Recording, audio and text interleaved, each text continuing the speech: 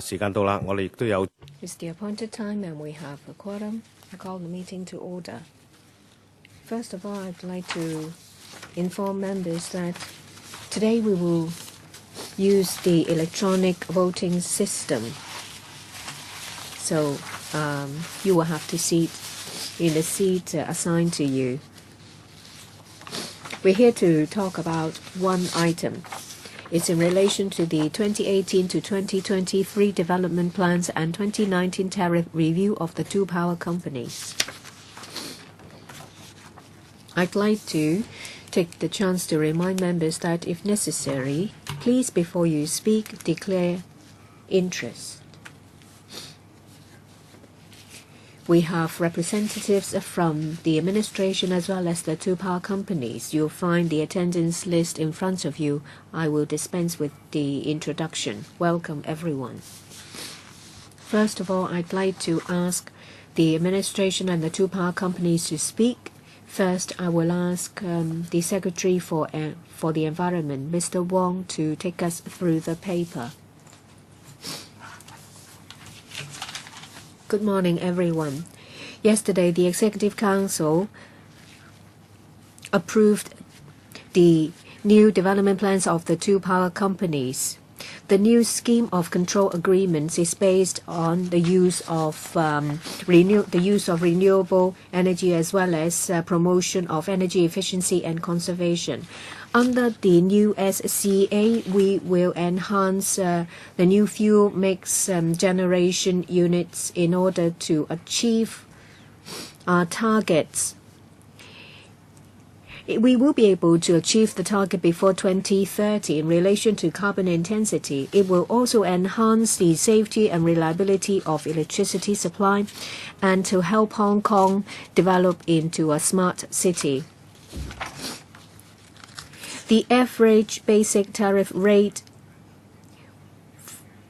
is part of the new development plans of the two power companies under the new SCA.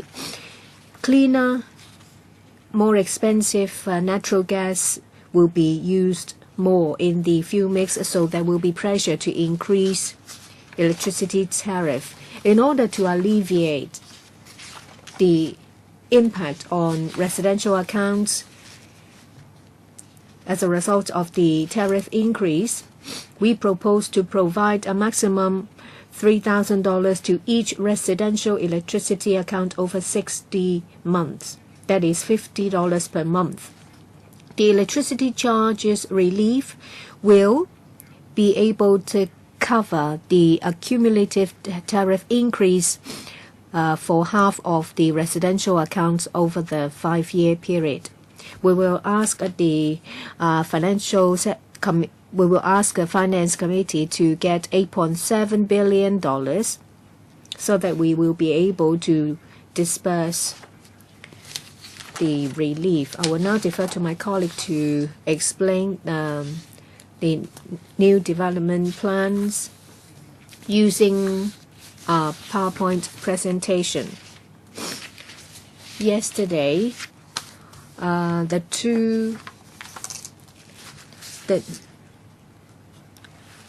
new development plans of the two power companies will commence. One will start on the 1st of October, the other one the 1st of December. They will expire in 2023.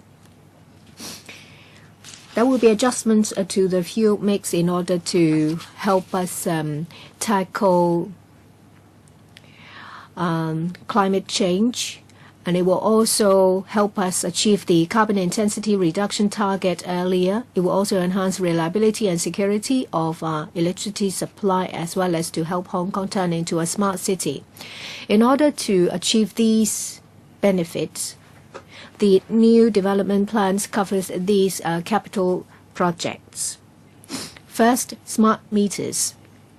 This is to support the energy efficiency and conservation initiatives under the new SCA. The two power companies will replace their electromechanical meters by smart meters, which will provide instant consumption information to users to help them reduce and conserve energy. And it will also help implement the demand response schemes. The second one is new gas generating units.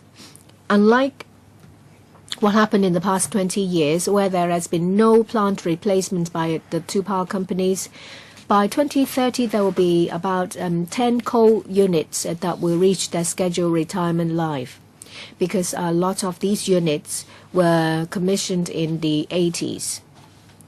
It's high time for them to be replaced. Under the capital project, there will be 2 new gas units constructed to replace these coal units.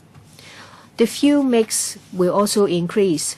For CLP, it will be 26. It is 26%. For Hong Kong E, it's about 34%.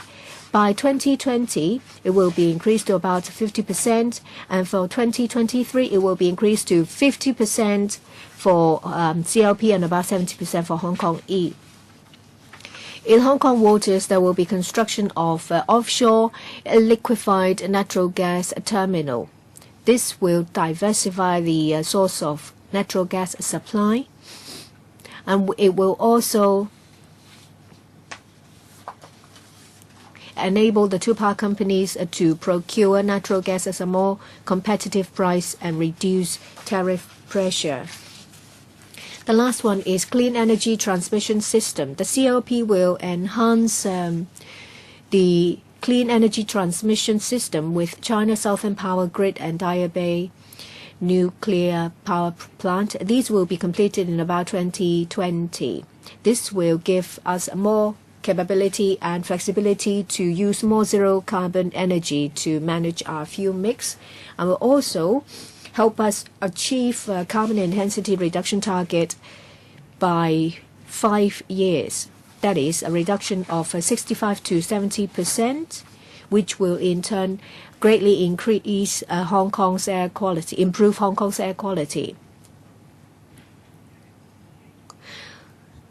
The coal units that are due to retire by 2025 can be replaced by this system. It will also alleviate tariff pressure. At the end of this year, there will be a public engagement exercise by the Council for Sustainable Development on long-term decarbonization strategy. It will explore the options of zero carbon energy.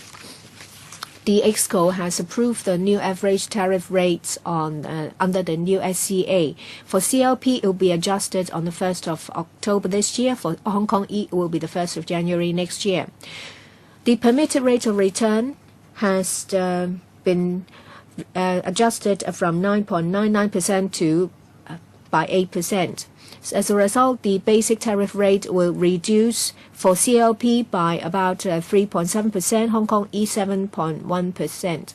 However, there has been an increase of oil prices by 40 to 50%, so it has affected the net tariff rate of the two power companies. Before rebate and after rebate for the CLP in 2018, the 1st of October, there will be a reduction of 3.7% and increase of 2% for Hong Kong E. Before rebate, there will be a reduction of 5.9%. However, last year there was a large-scale special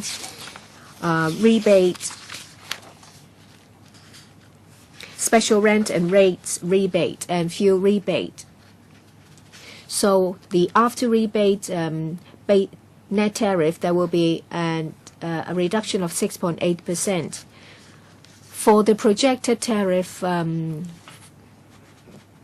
2023, it depends on a number of factors. So we have to take into account the actual fuel cost and other factors, and then set them in the annual tariff review.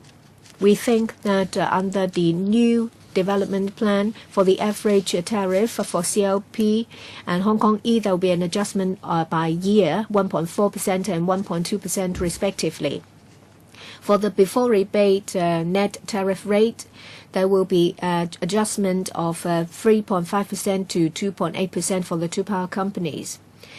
The projected net tariff rate after rebate will be about 3.7% to 6.2% on average. For a 3P household consuming about 275 kilowatt per hour a month, for the CLP and Hong Kong E, the projected net tariff will be about $1.36 and $1.04. Compared to other cities like London, New York, and Sydney, the current tariff is about 30% lower. In order to help improve Hong Kong air quality, we would like to achieve the carbon reduction target by 2030. Since coal-fired power generation accounts for about 2/3 of our fuel mix, we would like to make use of the development plan and the SCA to improve the fuel mix as to improve our air quality. We understand that as a result there will be pressure on tariff in order to alleviate the tariff increase during the transitional period to lower carbon use. We think that that we will offer for each account a relief of $3,000 over 60 months. That is $50 per month. And we foresee that this can offset some 50% of households' accumulated tariff increase in the coming 5 years. So we hope that before the FC retires for summer, has a recess for summer, we hope that before the SCA takes effect, we can take this electricity charge relief and release it to the households. Thank you, Chairman. Next, we'll invite the two power companies to take us through their papers. So before you speak, I need to remind our attendees to the panel that they don't enjoy Legco Powers and Privileges Cap 382's privileges. So first, from the Hong Kong Electric representative, Mr. Wan. Thank you, Chairman. Thank you, legislators. Hong Kong Electric, in its 5-year plan, we want to align our efforts with the SAR government to improve air quality and also meet the challenges of climate change. And we also have a portfolio of power generation units that will be retired, so we need to have a substitute for them. To implement this plan, we have an addition and a reduction. We increase our natural gas generation, which now makes up more than 30% of our power portfolio. We will double it to some more than 70% by 2023, and we will reduce our basic portfolio. The retiring units are more than the new additions, so our basic, the base load machines, the capacity in the coming years will come down by some 20+%. We also support the government in building Hong Kong as an intelligent city. We need to build the infrastructure to achieve that. We also need to enhance our energy transmission system. We want to ensure that our customers enjoy high quality of service.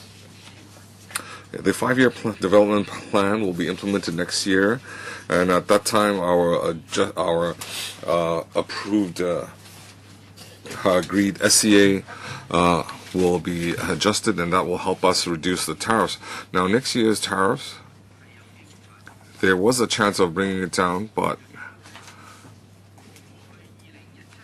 in 2017 and 2018 we had provided a large rebate at 19 cents and 20 cents.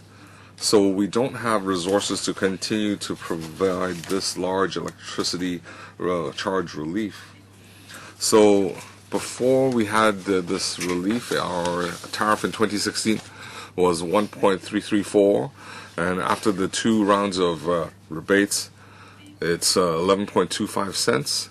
So compared to 2018 and 19, when we have a large reduction in the relief, our relief was only 15.4 cents. So this reduction will take effect immediately in the 2019 tariffs, and because of that, the Hongkong Electric's tariffs need to be adjusted some 6.8%, and 2019 is 12.01 cents, compared to 2016, 13.34 cents. It's still lower by some 10%.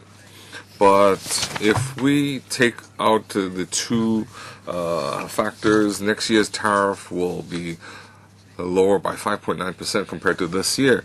So in order Hong Kong to have cleaner air, Hong Kong Electric is willing to take on these long-term efforts. And now I'll defer to Mr. Zhao to take us through the 5-year development plan. We have a PowerPoint. Mr. Yu?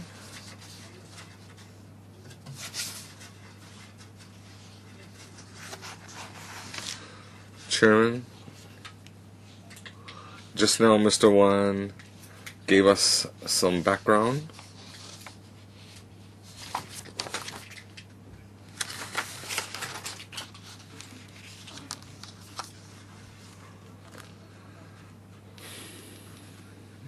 Mr. Yu?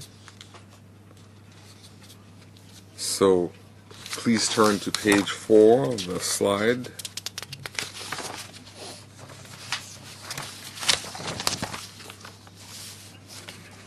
The new development plan, the capex, is $26.6 billion. To align with the government policy, we want to reduce coal-fired units and improve air quality.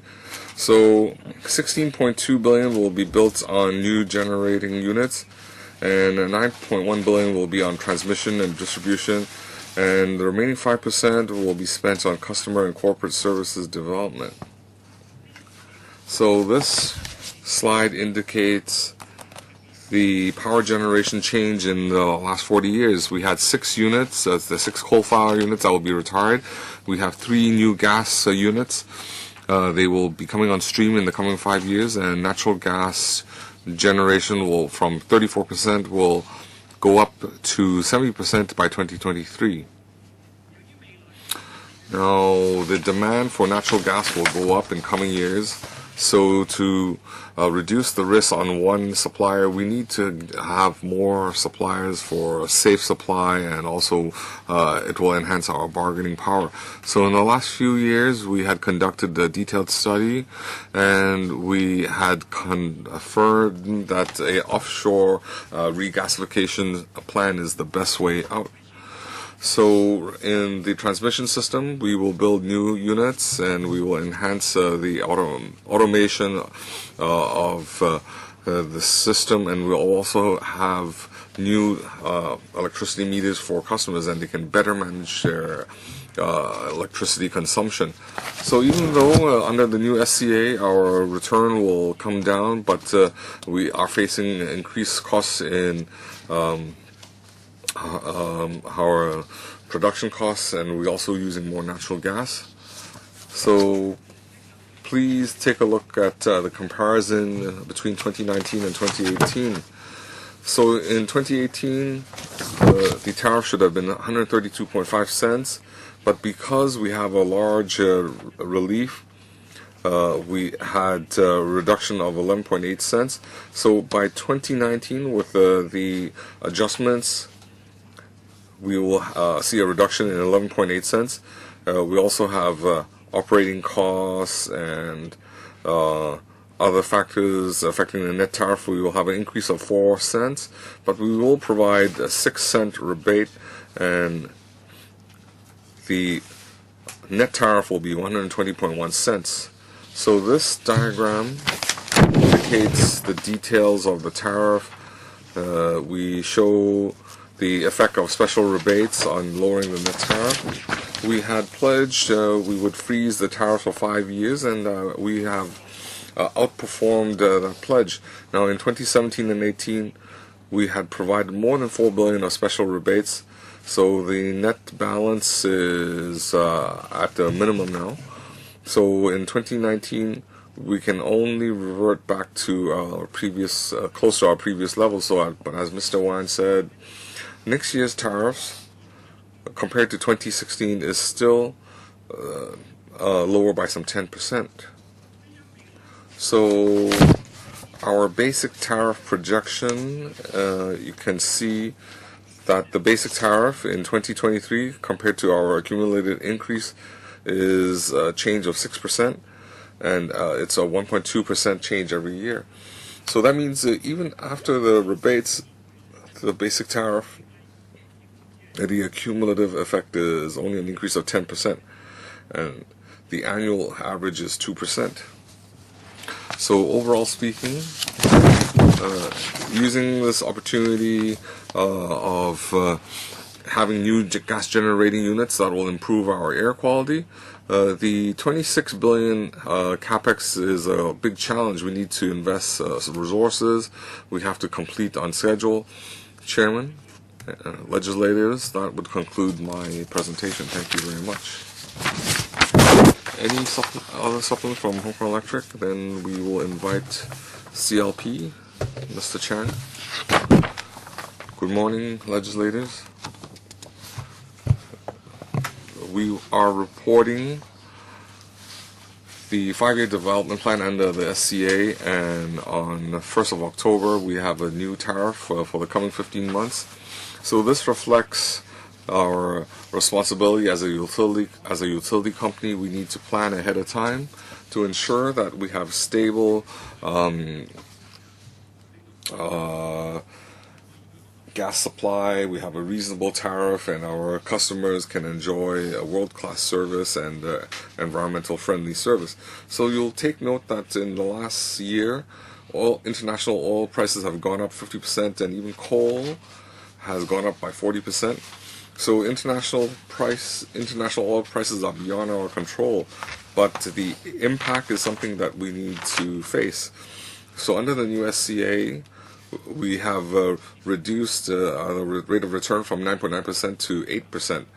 So a lot of people conjecture that if factors don't change, then the tariffs can come down. So in our submitted tariff, the basic tariff rate has come down by 3.7%. This reflects the result of the rate reduction. So, but that cannot offset the increase in oil price. So overall tariff needs to adjust upwards by some 2%. So we foresee that 70% of our households, they won't be paying more than $10 per month.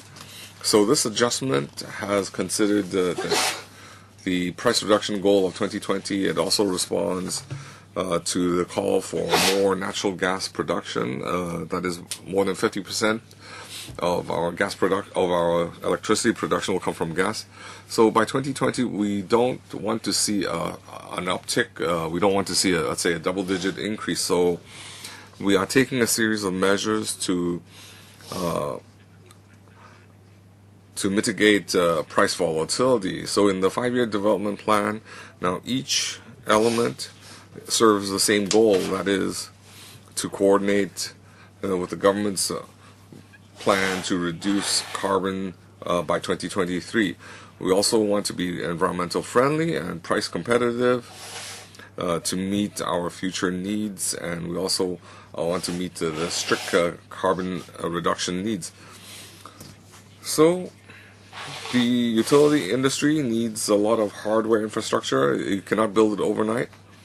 So if we can have a flexible arrangement, if we can find cheap energy, we can be able to use it. So I'd like now to defer to my colleague, Mr. Ho. He will be going through our development plan. Mr. Law. Good morning, legislators. CLP, under the SCA, our operations have complied with the government's energy policies. So from the environmental side, we are continuously improving.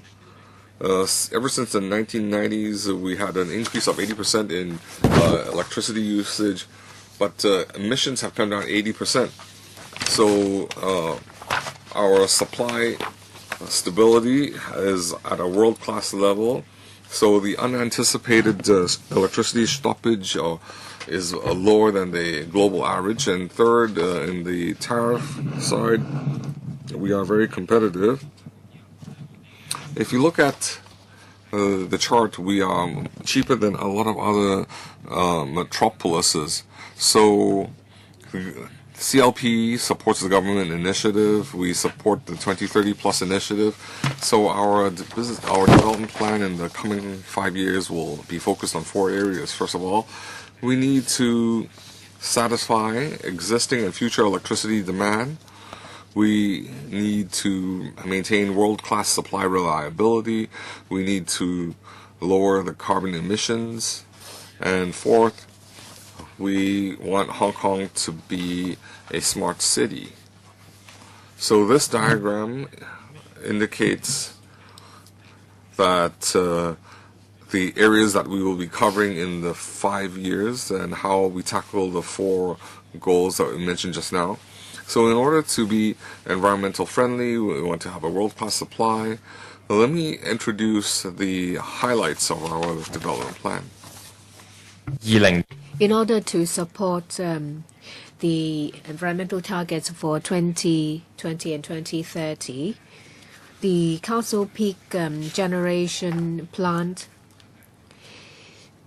will be phased out between 2020 and 2025. So we have plans to add a new unit, Unit D2, which is a gas unit. It is energy efficient. It will be able to achieve reliable generation of power and at the same time reduce emission of carbon. We will also construct an offshore liquefied natural gas terminal to ensure stable supply of natural gas and to enable us to procure that at a competitive price. We will also enhance our clean energy transmission system. Improvement projects will be conducted to enhance reliability with our mainland systems. This will also give us more flexibility to choose cleaner energy. At the same time, we will support major infrastructure projects, and we also have to take into account the population increase as well as various development in new areas. In order to support the initiative to make Hong Kong a smart city, smart meters will be used to replace the electromechanical meters for residential accounts as well as SMEs. There will be improved utility operations and as well as energy efficiency. All in all, under the development plan, we will use $52.9 billion for 5 years and 3 months in our capital investment. About 40% of that will be used to maintain reliability, 30% will be devoted to lowering carbon and emission. About a quarter will be used to meet new demand, and about 8% will be catered for smart city and digitalization development. Fuel costs. In order to reach the fuel mix by 2020, as you can see that from 2020 onwards, we will greatly increase the fuel mix of natural gas. Natural gas generation will incur a cost about 2 or 3-fold higher than coal-fired generation. So we reckon that there will be an increase in tariff. By 2023, fuel cost will increase significantly by about $3 billion to 16 billion Hong Kong dollars. So the tariff increase is mainly because of increase in fuel costs. The CLP has endeavored to control that. In the past 20 years, general tariff increase is registered at about 2%. In order to deal with the tariff pressure, we try our best to lower the basic tariff and to adjust apportionment of the cost so that users will be cushioned.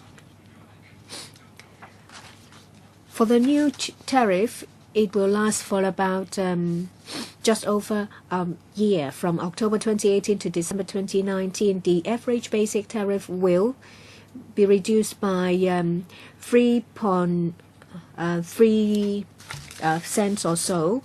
Fuel cost, there will be adjustment of about 6 cents. For rates and special rebates, it will be about 1.1 cents.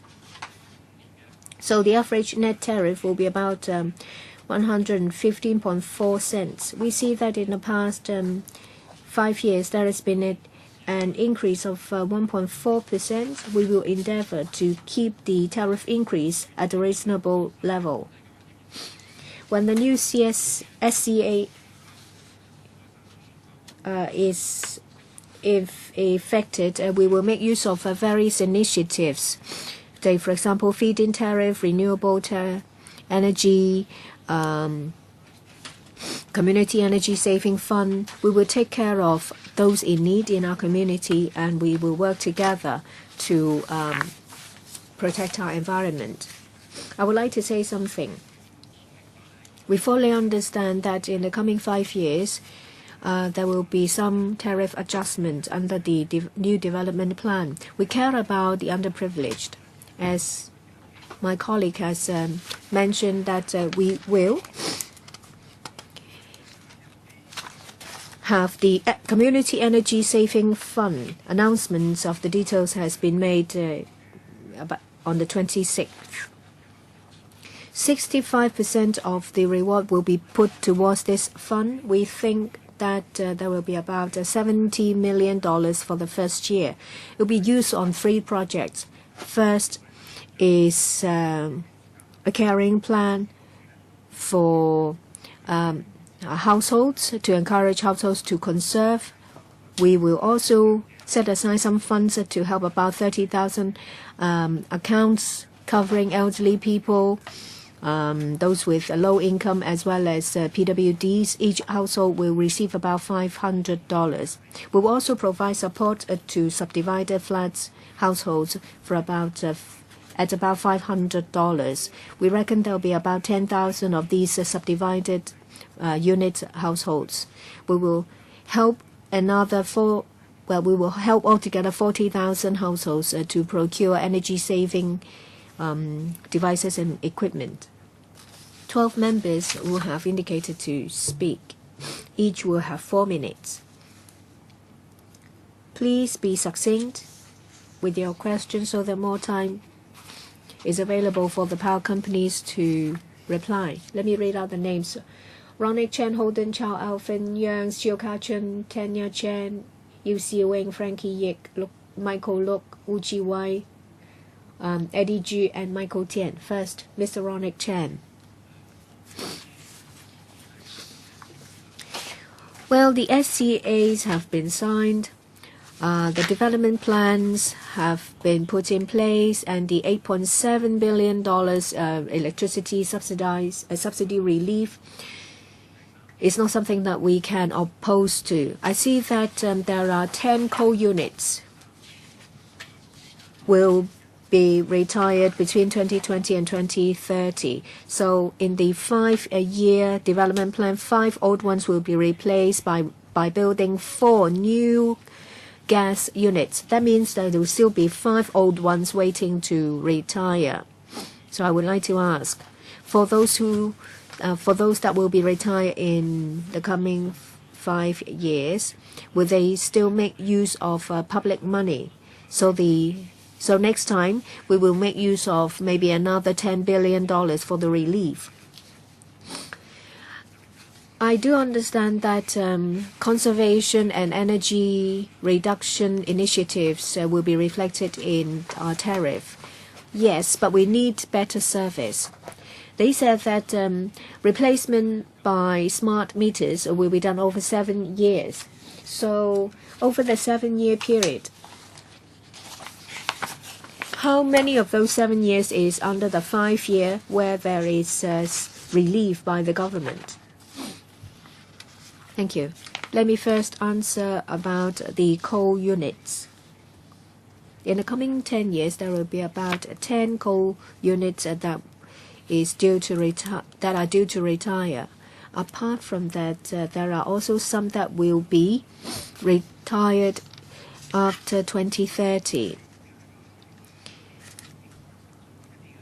We have formulated plans for those that are due to retire by 2023. Well, at the end of this year, there will be a public engagement exercise on long-term decarbonization strategy. We would like to hear from the public about their views on long-term carbon reduction target as well as fuel mix before we decide how to replace these coal units. What about smart meters? I'll defer to the power companies. And also the remaining 5 units, are they going to be replaced using the same approach? Well, we will first listen to members of the public. Don't you already have an idea? For the first 5, it's dealt with as you have stated. For the remaining 5, will there be any change in their replacement plan? There may be different ways. Well, they may be replaced by gas units. Under our proposal, there is also an enhancement of clean energy transmission system. So we have other options. We may obtain more low carbon energy from the mainland. That is one way to replace the coal units. What about smart meters? Mr. Wan?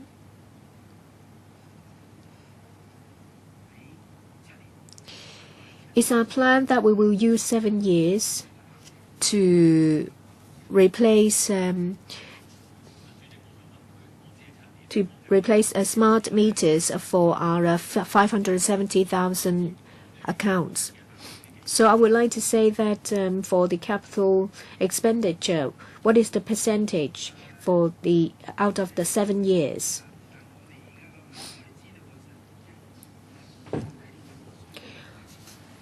We have made an estimate about the amount required for the 5 years. I think the system will account for the majority of the expenditure. Meters can be replaced by phases, so we do think that for the years at the end, the cost will be smaller. Total cost of smart meter accounts for a small amount of our project. As I said, that 8% will be devoted for smart city and digitalization. The whole project will cost about $3 billion. So it accounts for about 1/3 of the 5-year development plan. It's a small amount. It's a small part. Mr. Christopher Joe. The government proposes that at the beginning of the new SCA, $3,000 relief will be provided for each electricity account. Well, we will support that. But what about subdivided flat households? Will they benefit because they don't have separate meters? They pay their electricity charges directly to the landlord. A lot of these underprivileged households live in subdivided flats. That means they won't be able to benefit. Only landlords will benefit. How are you going to deal with that? Secretary, thank you for the question. I'll ask CLP to supplement, but before that I'd like to say that in the formulation of the new SCA, we are aware that the public are concerned about people living in subdivided flats. The relief is a simple measure. If you have an electricity meter, then you will receive the relief. As to how people without a separate meter can receive assistance, we will make use of new ideas to help them. I'll defer to the CLP. I would like to ask, are there any plans for the government to install separate meters for these subdivided flats households? We require the two power companies under the new SCA to help grassroots households, including those living in subdivided flats, as far as possible. Say, for example, with the consent of the landlord, the two power companies will help them install meters, even the smart meters. And that is our intention. I would like to defer to the CLP. Let's hear from the two power companies. Mr. Wan? Thank you. I also thank Mr. Zhang for the question. Our response to the subdivided unit tenants, we know that they don't have meters, and it's regrettable we cannot install meters. So we have 3 measures to respond to the government's $3,000 subsidy. So Hongkong Electric, for each eligible subdivided unit tenant, every year they can receive our $500 subsidy in the 5-year period. That's the first point. The second, we also have measures to provide technical assistance. We want to help them, to subsidize them, to install their independent meter. And in the process, we need the tenants or the incorporated owners, we need their cooperation. And if they won't cooperate, we still have another measure. And their household electricity consumption, we can help them purchase energy efficient appliances, and so overall we can save some electricity consumption in Hong Kong. Mr. Jiang, CLP has always been concerned about the disadvantage, and we always want to provide assistance. In the past, we had different measures to assist them, including our plan. We want to expand the coverage, so we will set up a community fund, and there are 2 projects. They are we have a Din scheme, and we also have a subsidy scheme for the subdivided unit tenants, and together we can assist 40,000 households, and each household will receive $500 subsidy. Specifically regarding the subdivided units, so we can help them install meters and provide the wiring, but of course we need the owner and the property owner and the incorporated owners' cooperation. We will set aside some funds to provide smart appliances for free to help them. Mr. Holden Chow? So converting to natural gas is an international trend. It's environmental friendly. But you need to understand that natural gas is much more expensive than coal. It's 2 to 3 times more expensive. So we're afraid that these costs will be transferred to the customers, to the public. And that will be a bigger burden. And the $8 billion divided over the households, it's only some $50 per household. So if we have a large increase in tariff, how then we alleviate the burden? I want to point out that the 2 power companies' paper, they talk about a 5-year forecast. That is just referring to the basic tariff.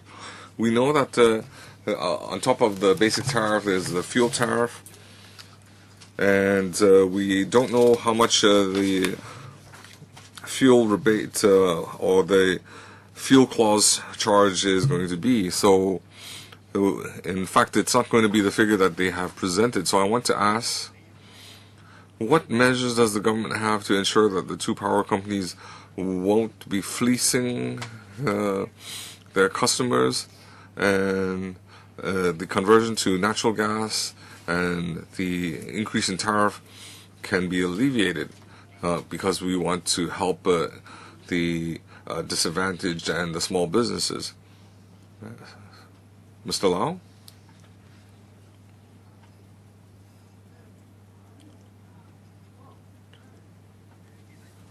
Well, actually, every month, every household will receive a $50 rebate.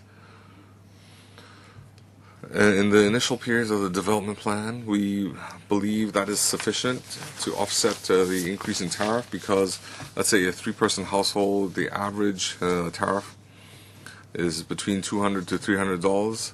So even if tariffs go up 10%, we're talking about $20, $30 per month, but we are providing a $50 rebate. So in the initial period of the development plan, that is sufficient to offset the increase in tariff. So during the whole 5-year plan, a three-person household, we foresee that $3,000 is sufficient to cover the increase in tariff. Chairman, I want to follow up. Well, even so, I said that regarding the fuel clause charge, we know that when you add that to the basic tariff rate, that's going to be it's going to add to the overall net tariff rate. What is the government going to do to the fuel clause charge? So how are you going to ensure that the increase is not going to be so dramatic? Well, if you refer to page 13 of the government slides, so our understanding is that during the development plan, the basic tariff rate and the fuel clause charge change, that has been budgeted for. So the $50 per month subsidy, that will cover the adjustment and the expected change in fuel costs. So even so, you understand that the natural gas prices, we cannot forecast how it will change. So during the new development plan, the two power companies, they will be building an offshore regasification plant, and we will enhance Hong Kong's capacity so we can have a better grasp of the situation. We can procure natural gas at a more competitive rate. Next, Mr. Alvin Young. I'd like to ask the government, why do you wait till July for a funding application? Couldn't you have submitted the application at an earlier date? Because the SCA was drawn up in the early in the year. So my colleague can answer that. Well, we are doing our flat best to deal with these matters. We want to promote the grid rebate, but these are very complex issues. The feed-in grid to the we also have conversion from coal to gas. So this is a complex negotiation. We want to roll out these plans as soon as possible. Let me try to answer that. The 5-year plan submitted to LegCo is actually early. Hongkong Electric has been early, a few months in fact, because the plan will only take effect in 1st of January next year. So in given our past practice, usually we would conclude the discussions and submit to LegCo at the end of the year. But on this occasion, we want to jump ahead of the game because CLP will come out with its plan in 1st of November, so we compressed the time schedule and we've come to LegCo early, and we hope that before summer recess we can get the funding, so in October we can hand out the subsidies, the rebates. Well, the Chairman, LegCo doesn't have sufficient scrutiny time, so the room for discussion is limited. It's not good for the two power companies, it's not good for us. You are accommodating them. They didn't ask for this. And second, I want to ask, in case there are some obstacles and we cannot approve the 8.7 billion, do you have a backup plan? Well, we're doing our best. We want to contribute to the environment. We examined the new SCA, and we feel the general public, especially the disadvantaged, we need to provide some relief for them. So I'd like you to understand that CLP, their new SCA will take effect on 1st of October. So we would like to enjoy your support and understanding. So if you feel the need, we can communicate further after the meeting. Well, Chairman, I just want to express that presenting your plan like this with insufficient time for discussion is not appropriate. I want to ask about the offshore regasification. I understand it's a cooperation between the two power companies. So, is it a 50-50 sharing of the burden, or is there a different arrangement? I'll defer to the power companies. CLP and Hongkong E can respond. It's a cooperation between CLP and Hongkong E. CLP will take up a larger share. We're still in negotiations with Hongkong E, so when we have the details, we can provide that for the government scrutiny.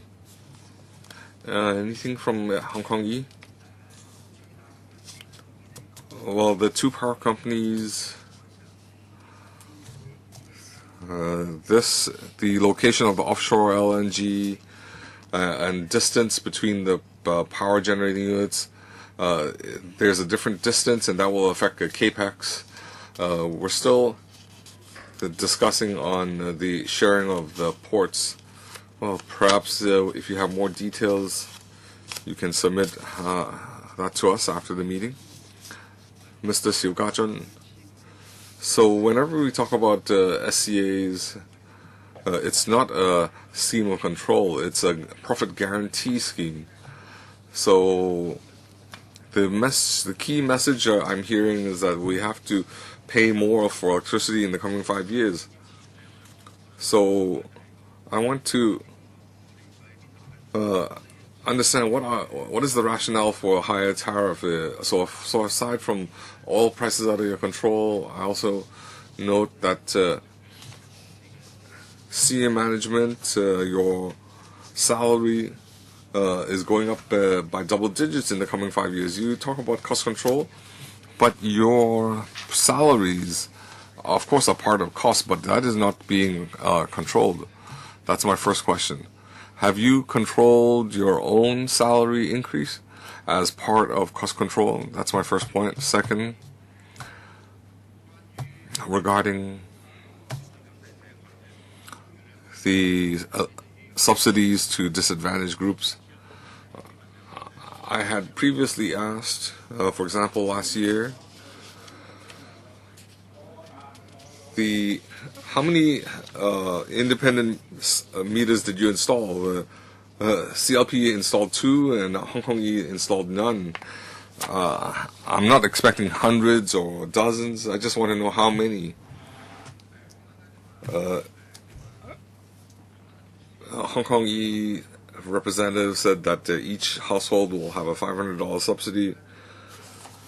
So if they don't have independent meters, how are you going to hand out the $500? Hong Kong E? Thank you, Mr. Xu. Regarding the $500 Hong Kong E subsidy to disadvantaged groups, you are right. They are not our customers. They don't have independent meters. We have no communication with them. We have to rely on NGOs. We have the Community Care Fund and other NGOs to help us out.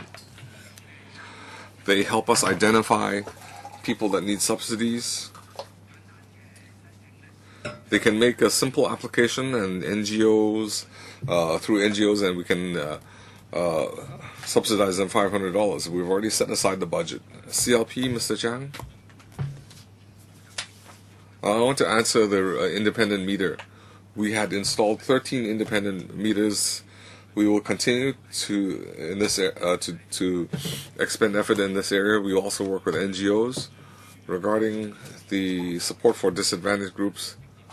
We want to provide direct services. We communicate with the households, and we decided on the $500 sum.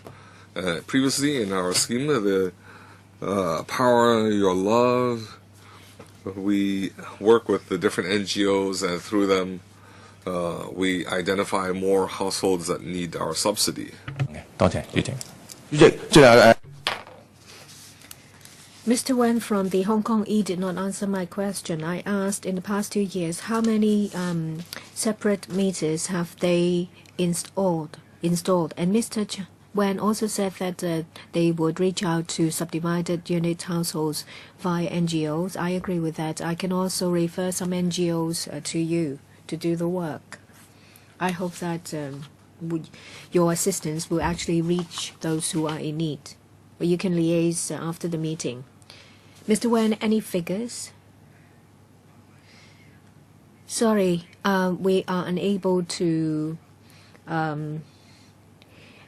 have separate meters installed. We would like to get your help. Yes, I would very much look forward to that, so that you can be connected with subdivided unit households. Ms. Tanya Chan. Our party leader asked a question, asked why there is such a rush, and how do you arrive at $8.7 billion? Yes, I understand that. Well, every month there will be $60, $3,000. Why would you draw the line at half of the households? Can you give us more detailed information? You can do it in an information paper. The Secretary may recall that well, there was one time when the government offered electricity relief in one of their relief measures. Well, this is quite close to similar relief measures. What incentive do you offer to the public to save energy? You can tell me the answer now or put it on paper. We only have 2 weeks to approve $8.7 billion. I don't care how rich the government is or how needy the people are. We do think that the use of money should be prudent. Yesterday, as I've said in a stand-up, that if you refer to the annex of the electrical brief A1 and A2, if you refer to Hong Kong E and CLP for the net tariff after rebate from 2008 to 2013 for CLP, there has been a cumulative increase of 21%. When it comes to fuel cost charge, the cumulative increase is 70% over a period of 5 years. For Hong Kong E, for the net tariff, and it has been an increase of 35%. Fuel average cumulative increase is 50%.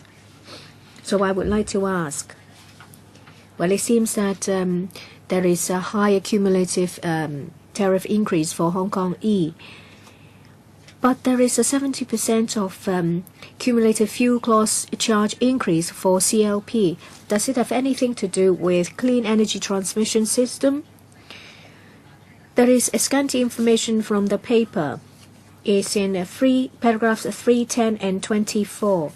How much does it account for in your total investment amount? I think that this is something to do with electricity supply, so I would like to know about the monetary amount. We know that it will cost about $2 billion to have smart meters. So how much out of the total investment cost does it account for the clean energy transmission system? Yes, we are very concerned about energy conservation.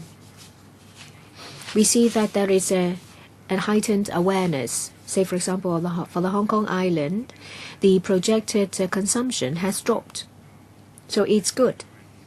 Looking forward, we will continue with our work.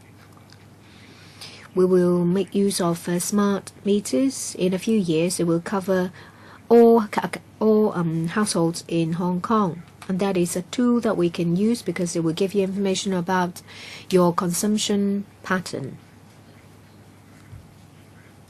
So you can make use of technology to conserve energy. I will defer to the two power companies, the initiatives they have under the new SCA to encourage people to save energy because they will be rewarded. The relief measures is very different from past relief measures. This subsidy relief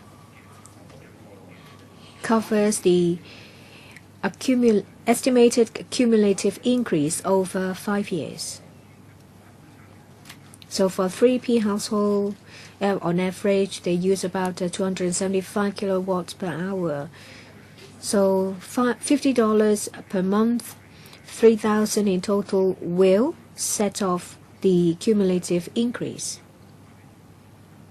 Past relief will pay towards the energy you have, the tariff you have to pay to start with anyway. So this is different.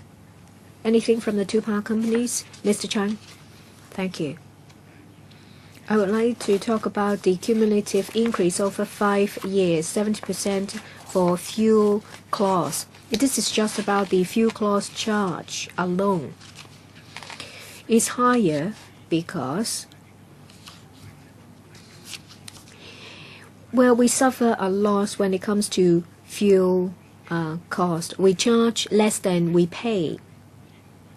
The basis is low, and we would like to break even. That's why the increase is higher. But what about the clean energy transmission system?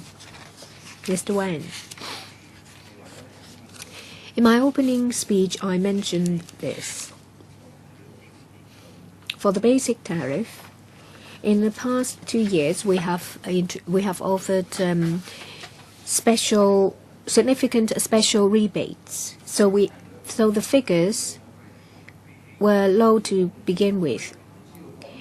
For the 2018 figures, it's a lot lower than the 2016 figures.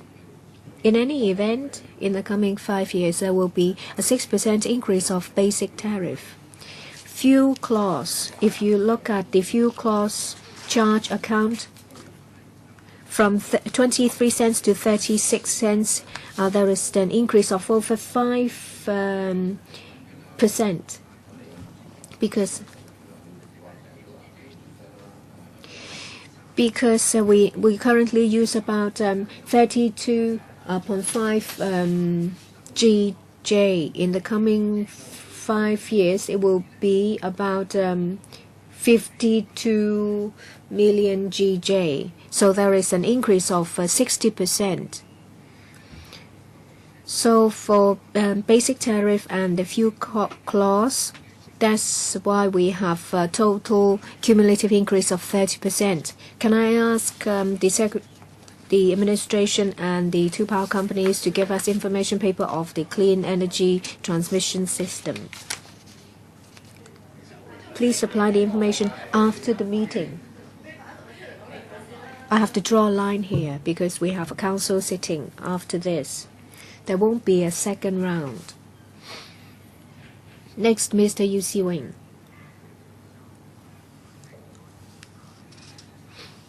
We see that tariff is mainly affected by fuel cost.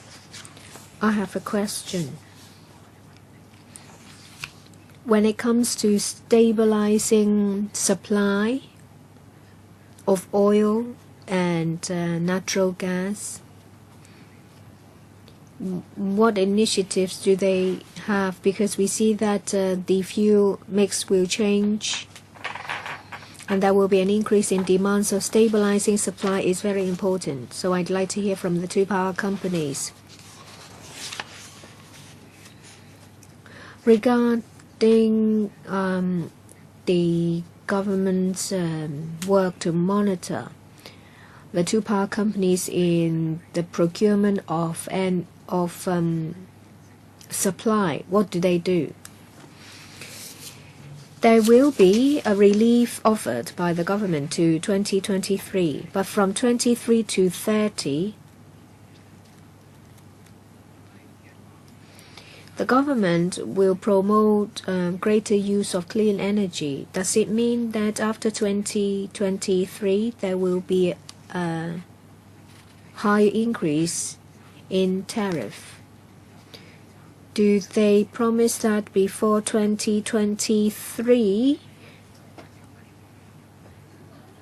there will be increase in tariff?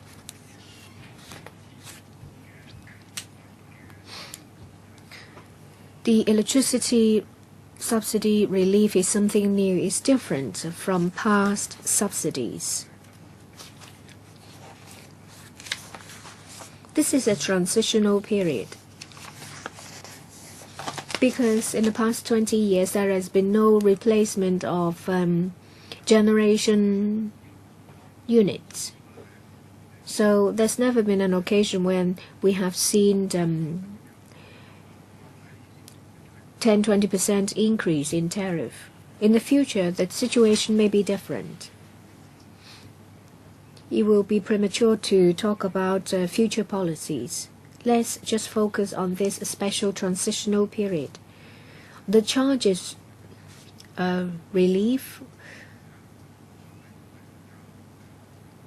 is to cushion households from the tariff increase, but at the same time we don't want to encourage higher use of electricity. We have to make sure that there is sufficient supply of fuel. So for the offshore LNG terminal, it will diversify supply so that cheaper, more abundant source can be used. This will give us an advantage to procure cheaper natural gas. It will also enhance safety. Currently, the two power companies require 3 pipes for the supply of natural gas. With the new terminal, there will be an additional source. If should there be problems with the pipes, we don't have to be too worried. But what about the procurement and the stability of supply? Can you give us the information, CLP? Thank you. When it comes to procurement of natural gas, we make use of a global tender exercise. Reliability of supply is an important condition on which we base our decision. Mr. Wen from Hong Kong E. We're at the mercy of others because we only have one supply from Shenzhen, Taiping Bay. With the new terminal, that means we will have more options. we will be able to procure natural gas from all over the world at a competitive price. We hope that we will be able to maintain competitiveness when it comes to our natural gas procurement. Mr. Frankie Yik. Well, the permitted rate of return has adjusted downwards for about 2%. As a result, there can be reduction in tariff. It is a global trend to reduce carbon emission. I remember a former secretary for the environment said that it would come at a cost. We can't avoid new investment. The secretary, you said that in the past period of time there has been an increase of oil prices. As a result, we see an increase in tariff. I recall the last occasion when we talk about tariff, we talked about letting the power companies to keep the reserve to cushion changes, but the two power companies decided to distribute them. That's why we have this higher increase in tariff. So the government wishes to subsidize the disadvantaged. I support that. But there are some comments that the government subsidies, it's actually subsidizing the two power companies. I disagree with that. There is a mechanism for the two companies. We call it a regulatory regime or scheme of control. It's a guaranteed return of 8%. And we can continue to discuss the rate of return. Now, I have an expectation. The offshore LNG regasification plant is underway. So I want to know, when can that be operational?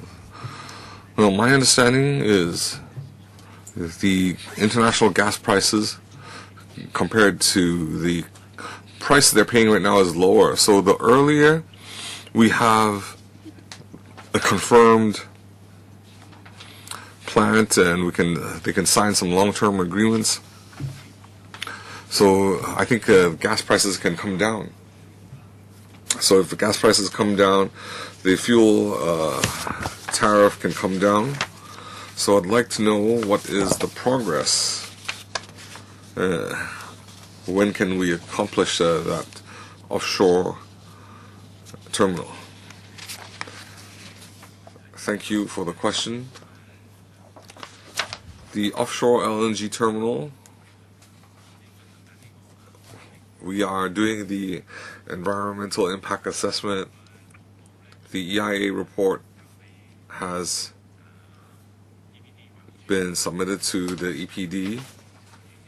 We're now going through the public scrutiny period. It will last a month. So it will conclude by 10th of July. So after that review period, it will be submitted to the ACE, and we will wait for the Environmental Bureau to issue the environmental permit. So that is a very important document. In our 5-year plan, when we get the government's approval, the two approvals, we can start work. And we foresee, if things go smooth, then the third quarter and the beginning of fourth quarter, we can initiate the work. Of course, we are making good use of time. During the approval process, we are purchasing liquefied natural gas. We want to shorten the process, and when we get the permit, we would like to have the contract in place and be ready to sign. Mr. Wan? Just now, Mr. Chang gave us the important milestones. So we hope the completion date will be the middle or the end of 2021. Thank you. Well, I hope the colleagues and officials and power company representatives make good use of time. we need short answers, short questions, because we have the council meeting. We need to end at 10:30.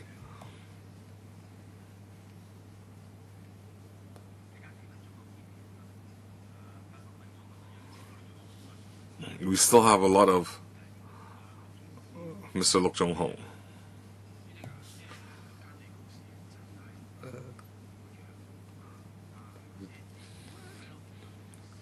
The public are given the impression that the two power companies are running at a loss, but under the SCA, they have a guaranteed approved profit of 8%, or an approved rate of return. So when they say they have a price tariff increase pressure, it just means that they still have some ways to go to achieve that 8% guaranteed return. And so I think aside from the power companies, no other company can get a guaranteed 8% return. So the SCA is just a guaranteed rate of return. It's not something that you should be taken for granted. So when they talk about price increases, they can use that to achieve their guaranteed rate of return. So EPD, have you exerted sufficient pressure on the power companies so that they don't get the full 8%? So the 6%, especially Hong Kong E, their increase of 6% is higher than inflation, especially for the grassroots.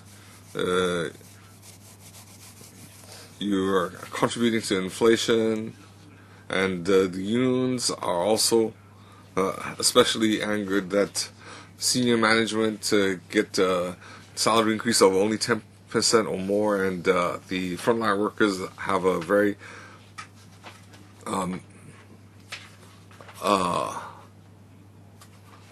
minuscule increase. So the $50 subsidy, how does that offset more than half of the household's expenditure? For example, Hong Kong E is increasing 6.8%, and if you calculate it backwards, so $700 plus tariff, they will already use up the $50, and in subsequent years they cannot offset to the increase. So how can you claim that you can the $50 can offset the increases? We're also worried that the subdivided unit tenants, they are facing double jeopardy. So the Secretary disagrees with our members' private bills. So how can we safeguard the subdivided unit tenants' interest? So the $3,000, the subdivided unit tenants cannot benefit from it. It goes directly to the property owner, and even with the advanced metering initiative, the advanced metering infrastructure, you've said that there are only 10,000 households that have installed these units, but there are more than 100,000 households.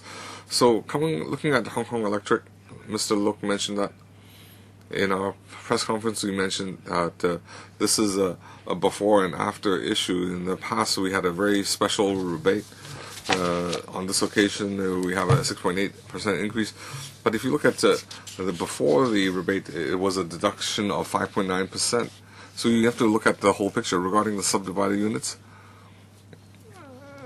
Through the new SCA, we have some new thinking to help the subdivided unit tenants. But a more fundamental issue should be, we need transitional housing, we need to identify land for housing. So the CE and all the officials are tackling this at root. But under the new SCA, we are helping subdivided tenants through NGOs. Why can't you legislate and regulate? That is direct. I'll focus on regulatory questions. So aside from the 5-year plan, every year, the tariff review, we will look at the power company's assets and the operational expenses. There's also an auditing. Mr. Wu Jiwai. Thank you, Chairman.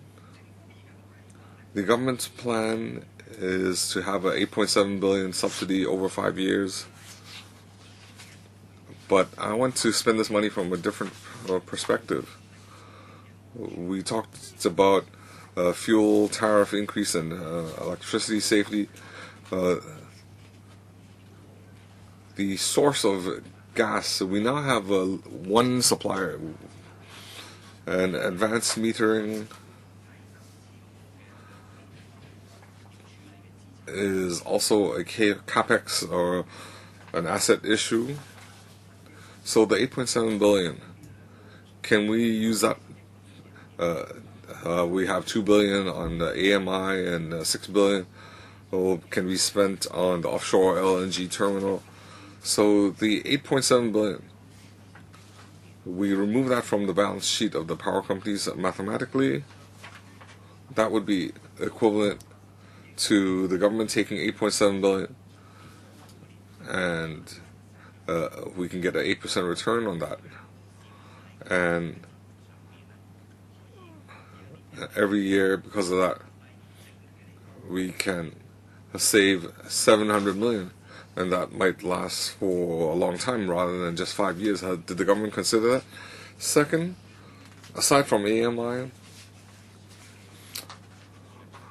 the Water Services Department is also pushing for advanced metering, so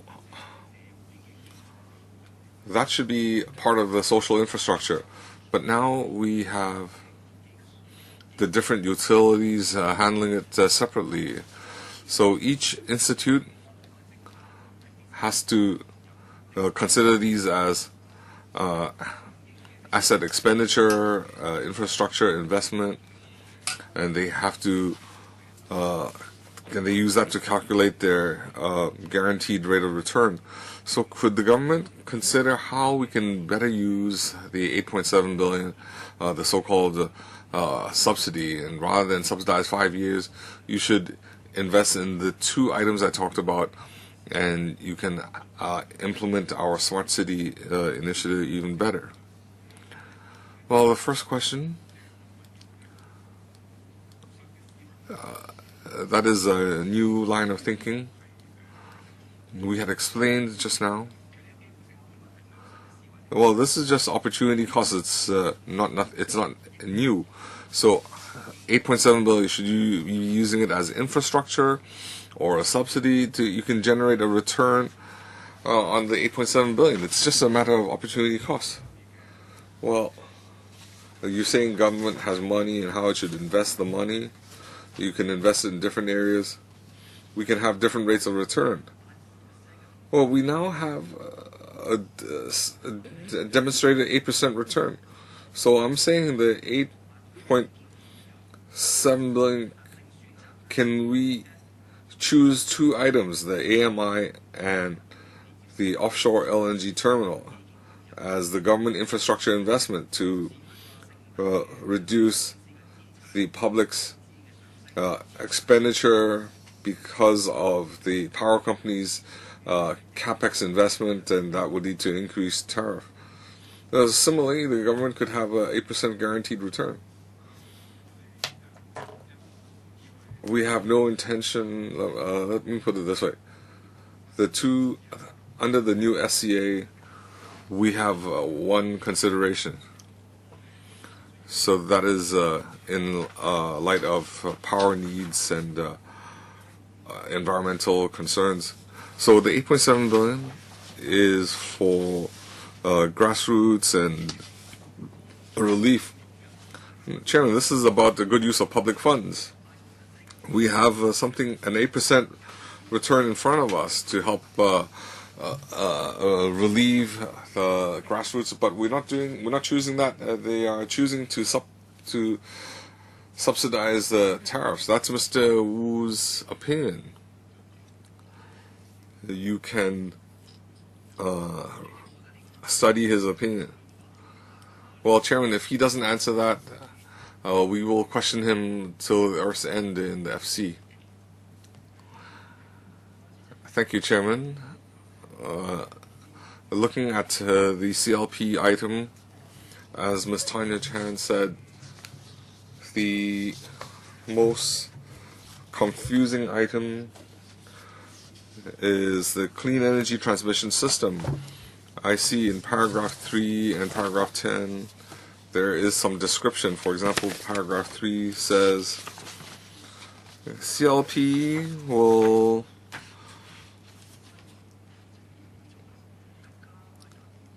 ensure will reach their scheduled retirement. The power companies' coal units will reach a retirement life between 2020 and 2030, and the CETS, they will be introducing power from China Southern Power Grid and the Daya Bay Nuclear Power Station. So there's also a different name to clean energy transmission system. It's also called a zero carbon system. So the CETS, they are, how much of it is nuclear power? What is the percentage of nuclear power? And you claim that through this CETS you can meet the 2030 carbon emission earlier. Does it mean that the CLB wants to make use of this system to import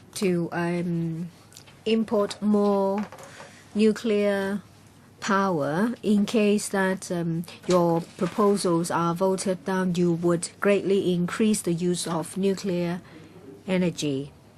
Does it mean that the CLP is of the view that even after the incident of the Taishan nuclear power plant that is been disclosed that at the top of the reactive facilities are faulty, they still want to further increase the use of nuclear power? As we've said in the PowerPoint, before the end of this year, we will ask the Council for Sustainable Development to conduct a public engagement on long-term decarbonization strategy. Everything is transparent.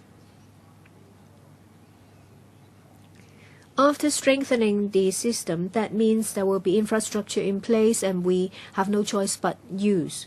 Well, if you want clean, if you want zero carbon, that means it will be nuclear power. I don't think they will be buying solar power. Well, there can be other clean energy options. The CLB may supplement. China Southern Power Grid is not just nuclear power.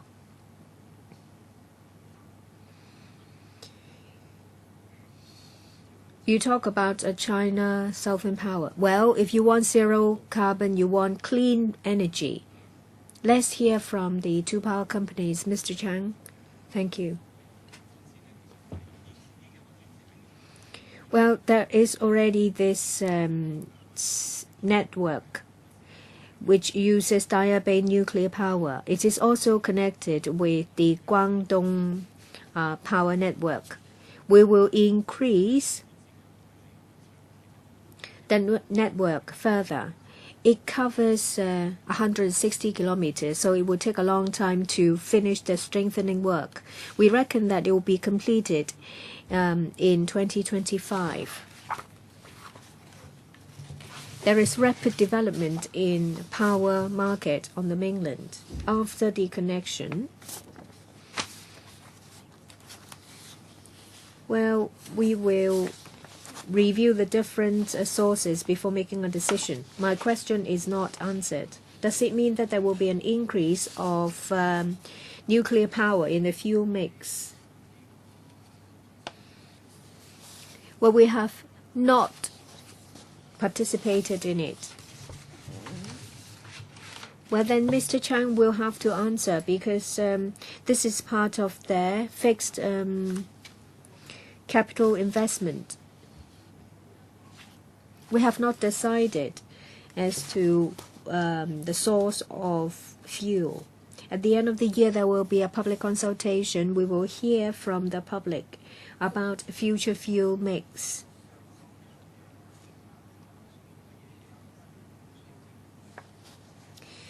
They need the consent of the government if they want to change the fuel mix.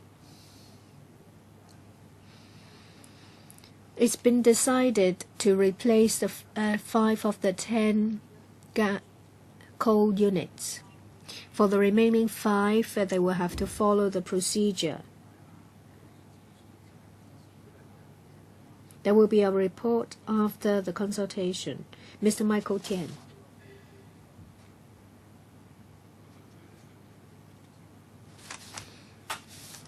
I would like to talk about concept with the administration and the two power companies. We have a very healthy financial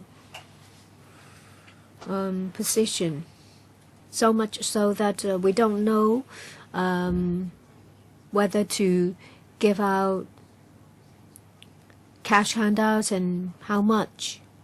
We can make use of the opportunity to change Hong Kong into a better and more livable city. This is a very good opportunity to change our fuel mix and to reduce the use of coal.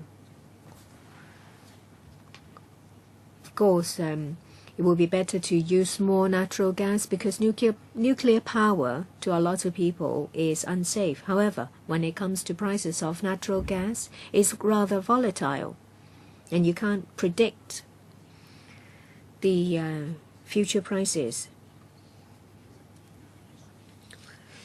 People need electricity. The best way to do it is that for the coming 5, 10, 15, 20 years, total tariff increase should be kept at below 2% per annum. Well, still, some people will think that it is too high. Can it 1.4%?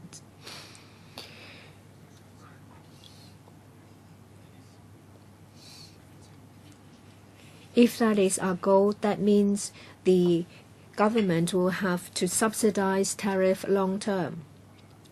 Well, you say that there will be a reduction of the mid rate of return. The CLB said that on average for the coming 5 years there will be an increase per annum by 1.4%. Fuel mix is a commercial decision. If we use nuclear power, tariff will be stable, but it may not be supported here in Hong Kong.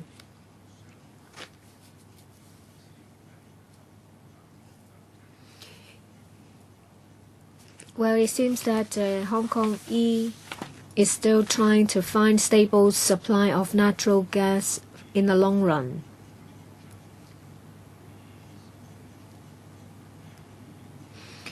So the decision will affect the relief offered by the government. So I'd like to say that we should set a goal of no more than 2% increase per annum in the coming 5, 10, 15 years. So the government will have to intervene. The government will have to monitor the fuel supply agreements. Do you have the confidence that you can do that? Because their commercial decision will affect tariff, and the relief you offer will only last for 5 years. To reply to Mr. Tian in short, in the coming 5 years in the development plan, the basic tariff, sorry, I've heard it, I'm talking about after 5 years. 5, 10, 15 years, if we would like to keep the increase per annum at under 2%, will you talk to them about fuel supply?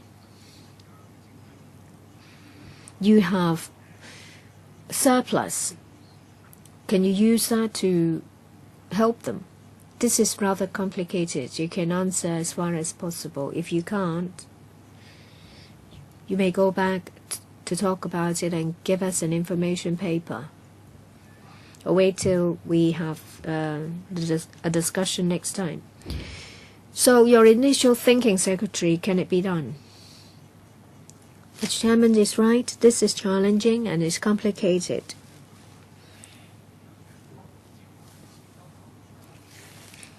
For the Hong Kong E, the terminal will be completed in 2021, then there will be a diversified supply. So they will have more bargaining power. The situation will be different. That means you have confidence that there will be a long-term subsidy. No. You mentioned that there is only a sole supply for the Hong Kong E, so I said in the coming few years that there will be additional sources with the terminal. So there will be more options and there will be increased bargaining power. No, I was talking about stabilizing tariff. I think the Secretary has answered you. It's complicated. You will consider Mr. Tian's view. If you have any idea, any information, please come back to us. I don't care about your fuel mix. Next, Mr. Stephen Ho. I share Mr. Michael Luk's view. The administration has given permitted rate of return 8% to the two power companies. Is a very good deal. But I think that in order to ensure stable supply, they need to have a reasonable rate of return. But is it going to be 8%? I think it should be further discussed. I see that of the top right, it bears the logo of the Hong Kong E. I think it's the paper. It talks about the LNG terminal. It says that this will enhance safety as well as bargaining power. So now the Yacheng natural gas field. Do you think you have purchased natural gas at a price higher than you're supposed to? Well, there is only one source, which is from Taiping Bay from Shenzhen. The Yacheng field is depleting. Now you looking back, say for example, like you have bought a flat, do you think now looking back that you pay more than you should? You should have. For the natural gas, there are two agreements, two contracts. One's long-term, one's short-term. For long-term contract, I do think that compared to other places in the world, prices are cheap. But that was at the start of year 2000. At that time, demand for natural gas was different. 2. Prices. No one can give you a fixed price because it's packed with other fuel.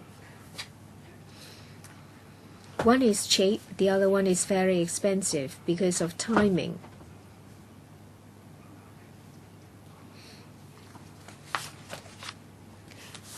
At the start, it was 15% natural gas. It's increased to 30%, but in the coming few years, it will be increased rapidly. In the future, if natural gas has increased to 50-70%, yes, I understand there are two contracts, one cheaper than the other. Well, a lot of people can't afford to buy a flat because of volatility. 5 or 10 years ago, someone said that prices might drop. However, they continue to climb. That's why people complain about not being able to afford a flat. Now you are going to build an LNG terminal. The new contract you signed is stable, so the terminal will only give you more uncertainty. You can't avoid that. So you can only focus on the safe supply, because in the past the pipe has burst. In 2012, the Hong Kong SA banned trawling in Hong Kong waters because its trawling is rather destructive, and they have to preserve marine resources. And on top of that, there is also pollution at the Zhujiang estuary, as well as infrastructure. Now there is the land supply debate, saying that there will be reclamation. Now the two companies come to say that they're going to build a terminal. It's right next to a marine park, as well as one of the fishing grounds. You are the Secretary for the Environment. What do you say? I announced that I will extend the meeting by 10 minutes. The question was how we strike a balance between the project and the environment. As mentioned, they have to go through an environmental procedure, so that answers your question. So I won't intervene in that process. We just conduct a technical assessment, so they have to go through the technical assessment, they have to meet the environmental protection needs. Well, that response won't suffice. We don't have faith in the environmental impact assessment. When the new airport was built, they pledged that they would restore the resources, the marine resources, in 5 years. And no, I have not digressed, Chairman. I object to this. If they don't provide sufficient reasons, or if they don't give sustainable development for fishermen, I will object to this item. Last question from Dr. Junius Ho. The increase in tariff, there's nothing I can do about it. I can only reluctantly agree. It's inevitable that we have to increase tariffs, and I still feel that the increase is reasonable. The question I have is for HKE in their expenditure. They have 9.1 billion to improve the transmission system. They were asked, is it related to the nuclear energy or clean energy? The specific question I have is for the on-grid tariff. The government standards are very low. Now, my understanding is even for CLP, they have 6 months time, and then we can have the only some 100 households, 100 plus household that can join the grid. So the participation is dependent on the capacity. It depends on the transformer. They have to invest. So let's say the household, they want to install photovoltaic cells. They have to consider the capacity. If the transformer is not powerful enough, it will affect the voltage, and it leads to an increased cost. So in clean energy, the government has a policy. So below 10,000 watts, it's $50 a year. So when we improve the transmission system, can we provide more incentive for photovoltaic cells? This is very good PR, even though you say that solar power only makes up a 0 point something percent. So even if a few 10,000 village houses install photovoltaic cells, but you have to consider that we have tens of thousands of households, and if everybody participates in the grid power system, then it's very good PR. They can save on their utilities bill.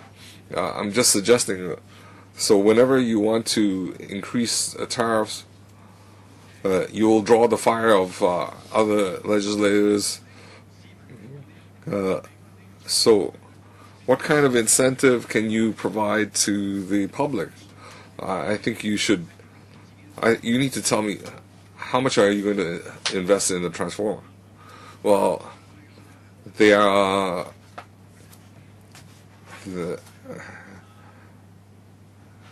Mr. Wan? Thank you, Chairman. Regarding solar power, we had attended LegCo in April introducing this item. We coordinate our efforts with the government regarding the on-grid plan. So even though we only start the plan next year, we already have received 100 inquiries. We worked with them regarding selling power back to the grid through solar cells. So in our clean energy transmission system, the photovoltaic component is very small. If we need to enhance the transmission system because of solar cells, we will do so. Well, I do have some views myself and some questions. Well, I roughly agree with the proposals, but I do have some concerns that the annual increase in tariff, we need to have a pledge that the increase won't be too substantial. I recall a few years ago, because there was the two power companies rebates, reserves, all those were disclosed and amortized over the 5 years to reduce the increase. But now that reserve has been depleted, and then in coming years we will see higher prices, and if natural gas or oil prices don't go up as high, then it might still be acceptable to the public. But if it's too high, if we have double digits, then I think the public will be up in arms. So we need to stabilize these prices, so we cannot sustain a billion here, a billion there. That is not practical. But since we have such a large surplus, if you look at the economic conditions, the global economic conditions, we have political upheaval. We don't know what next year will bring. So I hope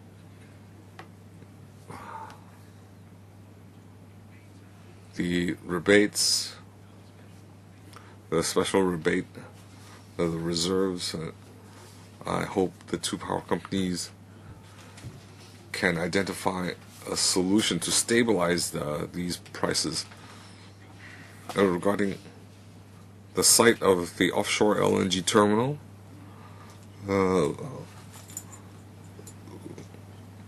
we agree that having the LNG terminal, we have more suppliers' choice. I understand that on the mainland, each municipality or province, they are cleaning up their grid. They are converting from coal to gas and nuclear power. People will have different views. We need to consider all the different views. I think in the long term, I hope first we need stable power supply. That is important. we're always talking about the Greater Bay Area, how Hong Kong can continue to play an important role in the Greater Bay Area as a financial center, as a logistics center. Well, if the stock exchange suffers a power supply problem, so aside from stability, we also need price stability. So these are my views for your consideration. And my question is, do you have special measures so that you can maintain stability in the coming, and I mean price stability? Of course, some colleagues talked about 10, 20 years. So, Secretary, that's a very broad question, but our thinking at the moment, we are focused on special households.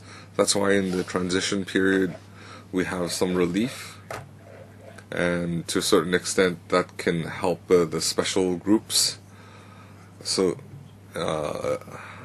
let's see what my colleagues have to say. In the past, the fuel surcharge was adjusted annually. Fuel charges are very volatile, so we might have a sudden increase or decrease, and we might have a big surplus in the fuel reserve. But under the new SCA, every month we can adjust the fuel clause charge, and that can reflect the change in fuel costs. Then the tariff, electricity tariff, can be stable. We won't have a sudden increase or drop. Rule of procedure. You don't have to look shocked. I was in Public Works Subcommittee. I was speaking in that meeting, and I would like to ask a question. Well, time is up. We already extended. Could you allow me to finish, Chair? Can allow me to finish my rule of procedure question, even though I don't wish to ask questions. The chairman and PWSC chairman could consider. Ms. Tanya Chan had no chance to speak in the PWSC, and I had no opportunity to speak here. So even if you don't allow me to speak, I would like you to review your practice. We had a lot of members speaking in this meeting. They had different views, and there was no specific objection to the situation. So after you summarize, can you allow me to speak? It's not your speaking turn. Could you turn off his mic? Our opinion is that we would like the government to consider our views, and the meeting is adjourned, and we'll conclude the meeting.